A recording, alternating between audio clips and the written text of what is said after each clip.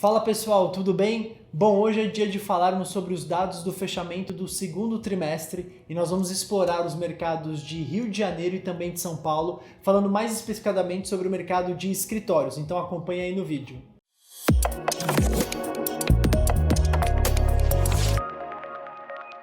Fala pessoal, tudo bem? Sejam bem-vindos a mais um vídeo aqui no canal da Buildings. No YouTube é muito bom poder voltar a gravar conteúdos depois de um longo período que a gente ficou focado em outros projetos. Fazia tempo que particularmente eu não aparecia por aqui no canal e a ideia hoje é explorar os números do segundo trimestre para o mercado de escritórios, tanto para a cidade de São Paulo quanto para a cidade do Rio de Janeiro. Obviamente os últimos anos foram marcados bastante pela pandemia e pelo impacto que ela trouxe para esse setor, muito mais do que para o setor logístico, que aparentemente passou bem melhor durante esse período do que o setor de escritórios.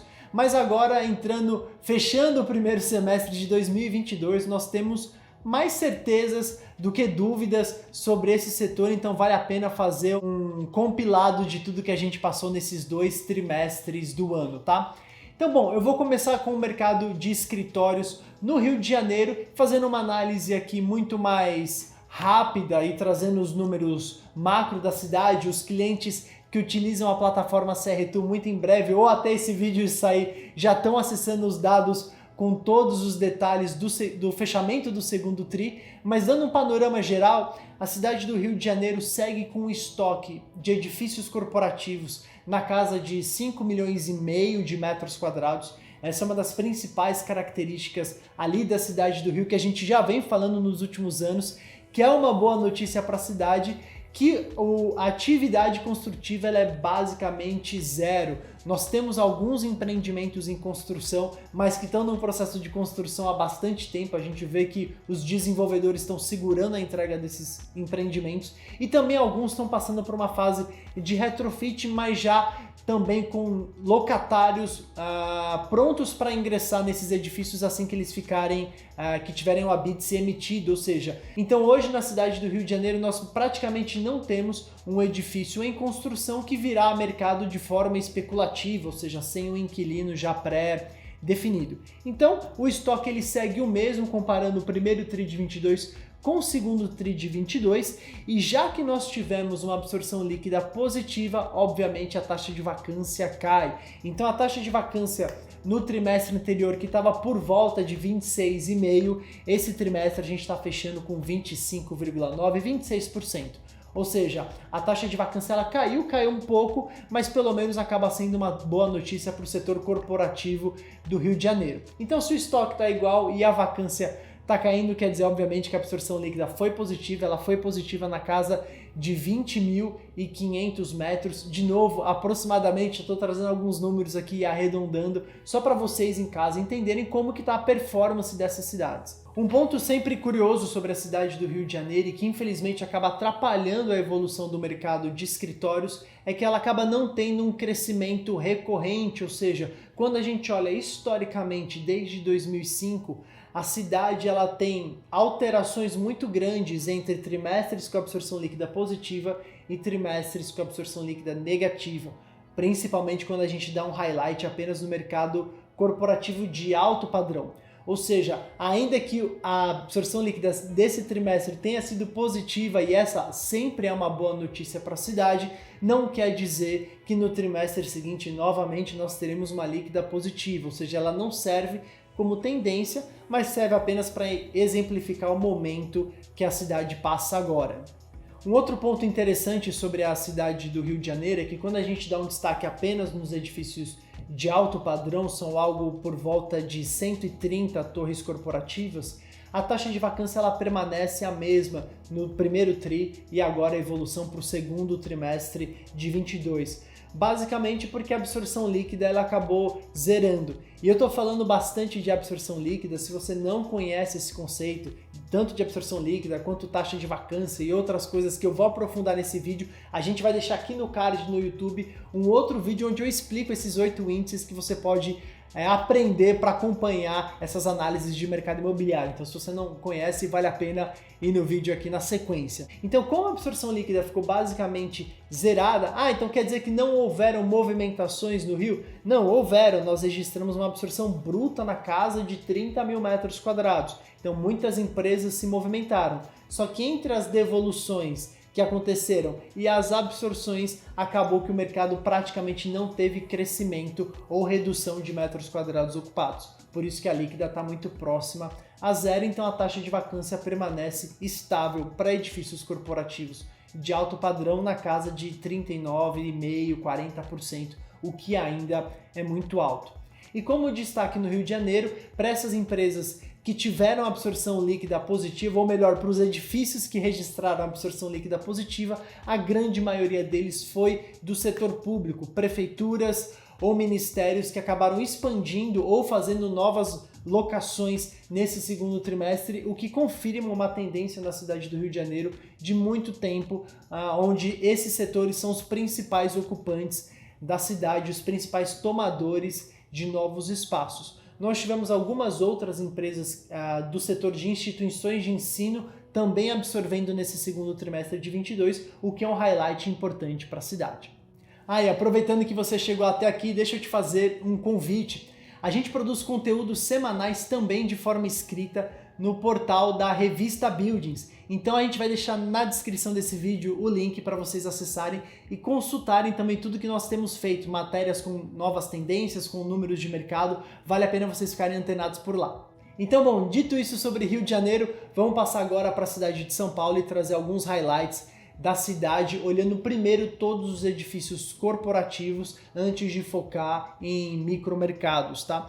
Então nós temos de um estoque total de 11.639.000 metros para 11.642.000 metros, ou seja, nós crescemos o estoque total em 3.000, basicamente a entrega de um empreendimento que aconteceu nesse segundo tri de 22, tá? A vacância na cidade, ela reduziu um pouco, o que segue sendo uma boa notícia. A gente já vem num processo de queda de vacância desde o terceiro trimestre de 21, quando a pandemia elevou bastante esse índice, por conta de duas movimentações que aconteceram, né? Desde um grande volume de empresas devolvendo, como também um novo volume de novo estoque que veio muito grande na cidade nos últimos anos, fez com que a taxa de vacância tivesse uma disparada e nesses últimos trimestres ela já vem recuando, ainda que de forma um pouco tímida, mas vem num processo contínuo de recuo, o que é uma boa notícia para o setor. O número, como eu disse algumas vezes, ele ainda não está 100% fechado, consolidado, mas a absorção líquida novamente foi positiva para o setor corporativo de São Paulo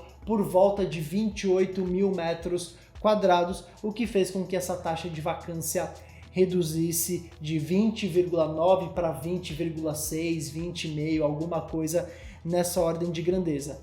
A demanda em São Paulo, como a gente já vem falando durante muito tempo, ela é uma demanda mais múltipla, uma demanda também mais profunda. Quem acompanha as palestras que a gente faz e os vídeos que a gente grava aqui no YouTube entende muito bem esse conceito. Diferente da cidade do Rio de Janeiro e também de outras cidades do país, a cidade de São Paulo não depende exclusivamente de um ou dois setores que acabam sendo os grandes impulsionadores de locações no mercado de escritórios.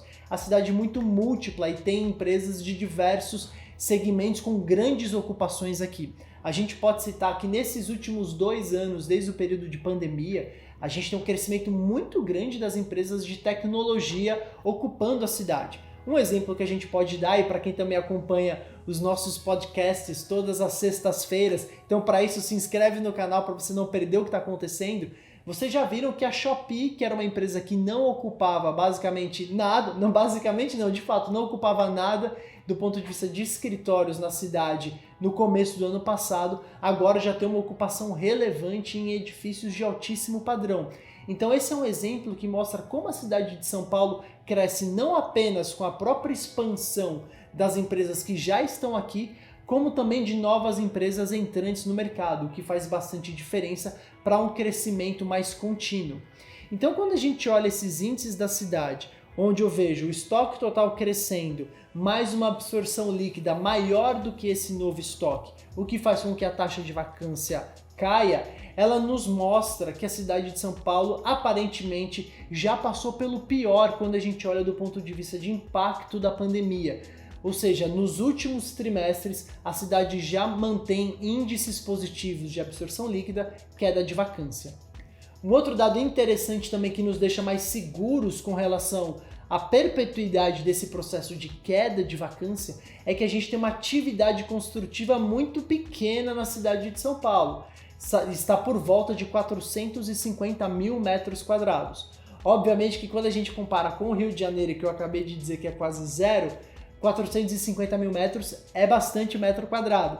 Mas um dado interessante é que a gente nunca teve tão poucos metros quadrados em construção na cidade desde que a gente monitora esse setor de 2005. Ou seja, lá em 2005 nós chegamos a ter algo como 450 a 460 mil metros quadrados em construção simultaneamente, mas o estoque total da cidade era muito menor. Então, proporcionalmente, nunca se construiu tão pouco como se constrói hoje na cidade de São Paulo. O que quer dizer que nós não teremos um problema de excesso de oferta no futuro próximo, causado pelo excesso de novo estoque, ou seja, de novos empreendimentos que estão entrando no mercado. Meio que isso quer dizer que o que está posto em termos de oferta existente já está posto. Vem poucos empreendimentos nos próximos 3, 4 anos. Se a cidade de São Paulo de fato mostrar força de novas demandas, de novas absorções, como ela mostra normalmente em anos normais, a gente deve ter uma absorção líquida maior do que esse novo estoque, com certeza, o que segue pressionando a taxa de vacância para baixo. Lembrando que o que nós buscamos de forma geral no mercado é uma taxa de vacância por volta de 10%. Isso quer dizer que já é um mercado estável e um mercado dentro de um perfil normal, onde o poder de negociação não está exclusivamente nem na mão do proprietário, nem na mão do inquilino. Uma taxa de vacância por volta de 20%, como nós ainda temos, não é saudável para o proprietário, porque você tem muita pressão para redução de preços. Então, nesse momento, é um momento em que o inquilino tem muita preferência, ou seja, tem muita escolha para poder fazer a sua relocalização, o que acaba pressionando preços de aluguel para baixo.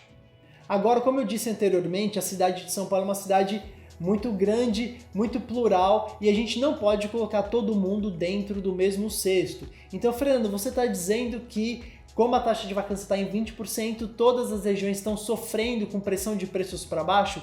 Não é verdade. Algumas regiões têm se destacado nesse sentido por conta, naturalmente, da taxa de vacância baixa. E uma delas, que a gente já vem citando há bastante tempo, é a região da Nova Faria Lima, que segue com taxas de vacância próximas ou abaixo de 5%. Então, naturalmente, se a tua empresa quiser alugar um novo escritório na Faria Lima hoje, de fato ela não vai encontrar nenhum tipo de barganha, tá? Quando a gente olha a cidade de São Paulo agora exclusivamente do ponto de vista de edifícios de alto padrão, ou seja, quando a gente olha apenas os 300 melhores edifícios da cidade, aqueles considerados de padrão classe A, nesse trimestre, no segundo tri de 22, nós não tivemos nenhuma entrega, ou seja, o estoque total permanece o mesmo. A absorção líquida ela também foi positiva, assim como quando a gente olha o mercado corporativo inteiro de todas as classes, a absorção líquida foi positiva na casa de 28 mil metros, como eu disse anteriormente, e a absorção líquida no mercado classe A foi por volta de 21.500 metros quadrados, também positivos, o que faz com que a taxa de vacância caia. A taxa de vacância estava em 22% no primeiro tri de 22 e agora cai para 21,5%. Tá? Então, isso são os números gerais, tanto para a cidade de São Paulo quanto para a cidade do Rio de Janeiro, dando esses highlights para os edifícios de alto padrão e algumas regiões específicas que estão com performances diferentes. Talvez uma região que a gente precisa prestar bastante atenção nos próximos trimestres de como ela vai se desenvolver é a região da Chucri Zaidan aqui para São Paulo. E por que a gente tem insistido bastante nela? Porque ela hoje possui um estoque total muito grande de edifícios de alto padrão.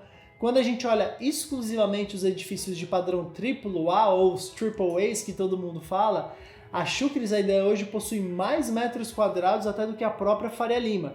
Então ela é uma região onde os desenvolvedores têm apostado bastante, tem uma oferta de serviços crescente, mas hoje, por conta desse volume de novos empreendimentos, ela está com uma vacância na casa de 30%, 32%.